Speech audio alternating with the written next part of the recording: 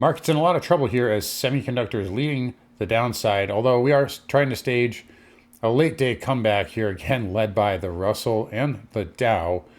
So risk indexes and stocks still under pressure here. Old economy is the leader moving forward. It is Wednesday, February 4th, 2026. If you guys like the video, don't forget to give it a like, subscribe to the channel. You can find me on carnivoretrades.com for swing trading alerts analysis and live day trading. Again, don't forget we have the sale here and we got the new channel. Obviously, I'm on the new channel, so I shouldn't even need to say that, but there we are, 60% off first month active trader, 30% off swing trades. Don't forget to click that subscribe button, please. And thank you. Anyways, let's get into it today. So markets here under a lot of pressure. And if you've been following the tape all day long like I have, you'll notice the liquidity is terrible right now. It is not good. And it's tech-led decline. So I don't really like that here. We talked about, I was looking for a little bit of a rebound today, and mainly because when you get VIX at up 20% at any point during the day, which was yesterday, usually you're going to get a rebound the next day. And I kind of thought we would have a kind of slow, trendy up day anyway, but we didn't. It was kind of the opposite. So slow, trendy to the downside. And what I don't like here is, just what I said, the semiconductors, right? That's really the big thing here. And granted, they are holding. We did hit the 50 MA. We did, on a technical basis, this is like, picture perfect. We'll see what it does tomorrow. If it can trend tomorrow, then market's in much better shape. Apple obviously leading, and this one's continued here. I still have runners in this stock right now, and that should get to 280 very easily. Probably will tomorrow.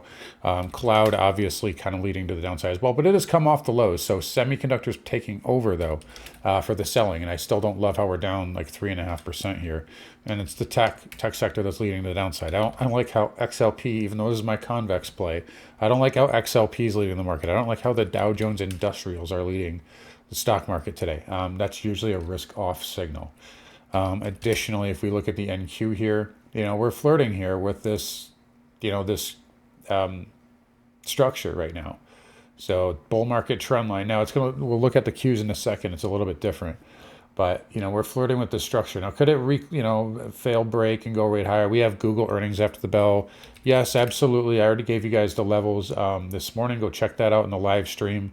It's 360 and 310. Those are your tails on Google. And there's ARM as well. We're seeing, I said 100 to 120. We're seeing some coming at 95 now too. So just throwing that out there. But again, yesterday I told you like AMD, like if that gets below the 230, it's going to go to 220. And I said, I don't even know if that's a buy. And here we are at 200. This also could get to 195 tomorrow too.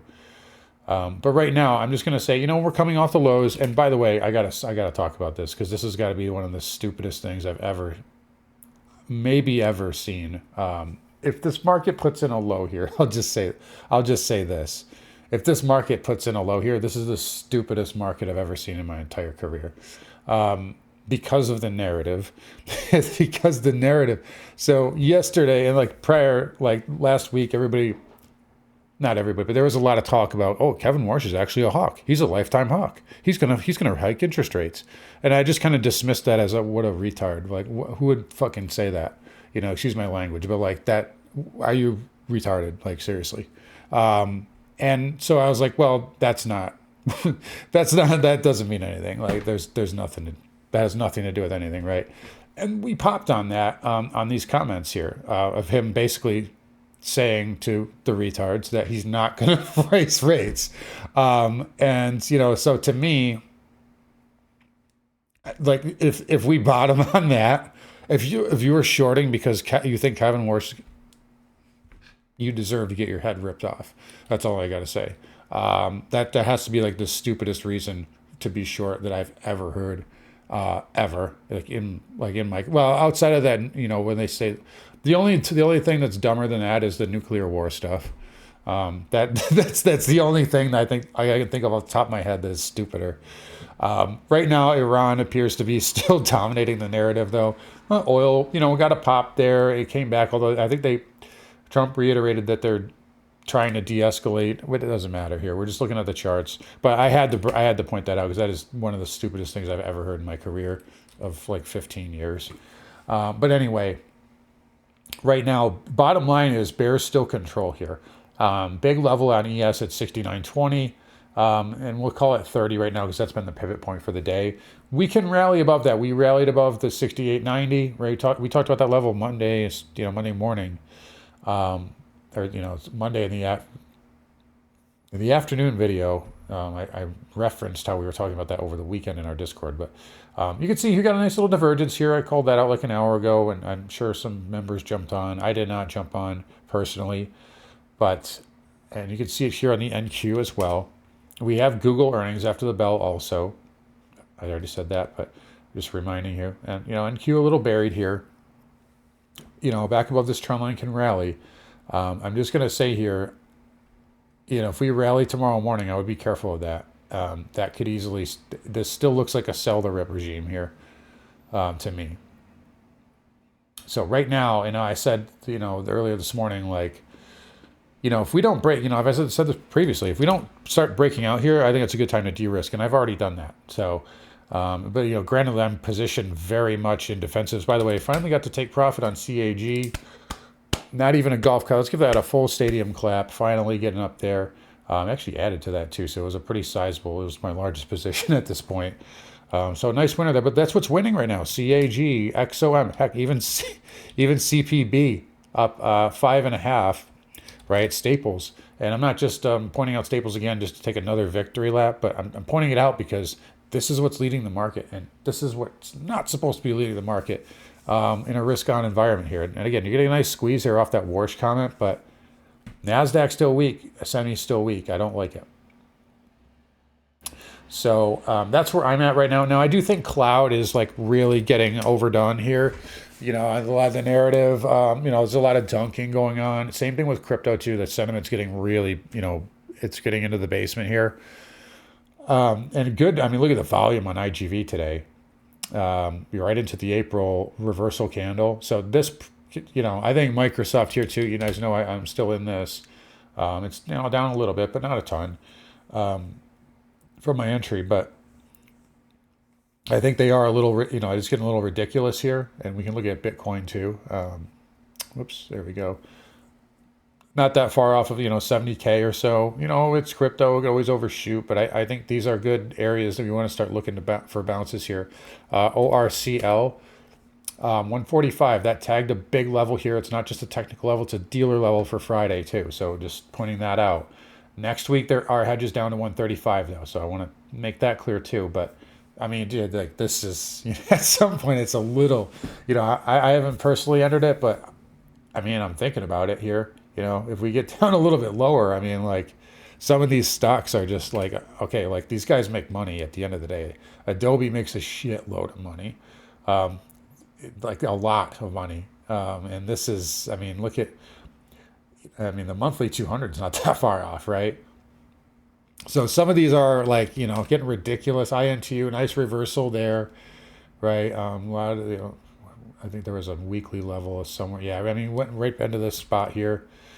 So, but that said, I just don't love what I'm seeing here, price action wise or liquidity wise right now. Where could we go?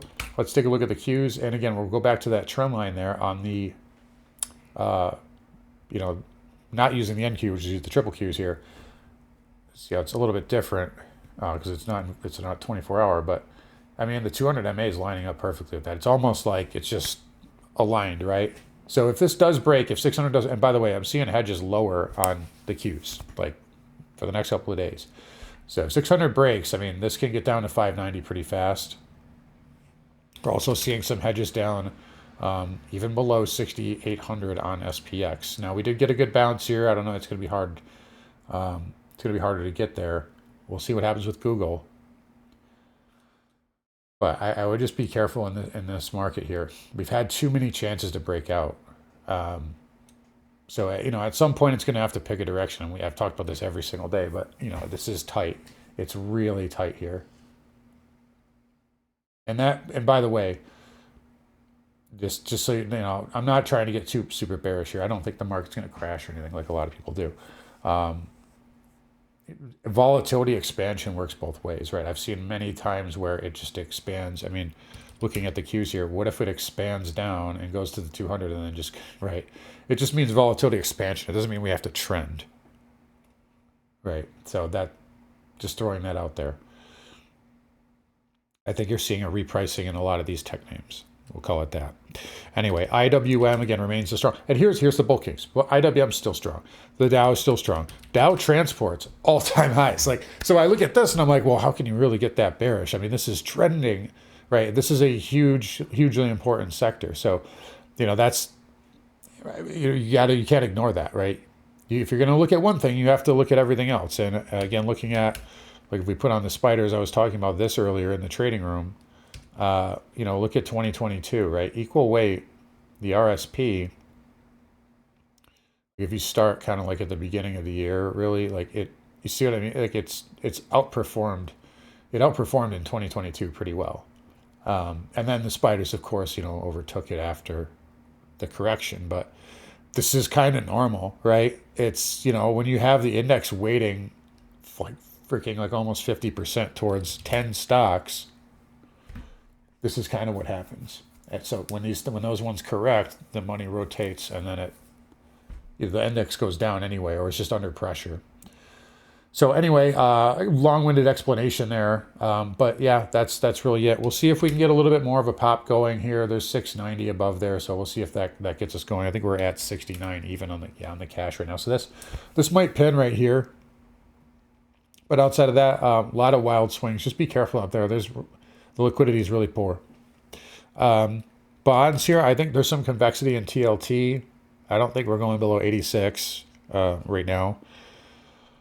XHB had a good day. Another good day. We talked about this, and this has been higher lows here. Private credit, I haven't talked about this in a minute, but private credit, BS, they should be called BS. Private credit, just be careful. There's 3 lower highs on Blackstone. And I warned about this back in October. Nobody cared, but same thing there on BLX. You know, XLF holding up okay. They've had a decent day today. And then, you know, the KRE, so the financials here are, you know, regional banks are up 2% today, you know, with credit spreads down a little bit. So a lot of mixed signals out there. We mentioned oil. Again, that's still looking pretty firm here for now. XLE, new 52-week high. Is that it? It's getting close, isn't it? Yeah, that's a new all-time high. So new all-time high for XLE. I think they did like some sort of split or something a while back that has this all messed up. But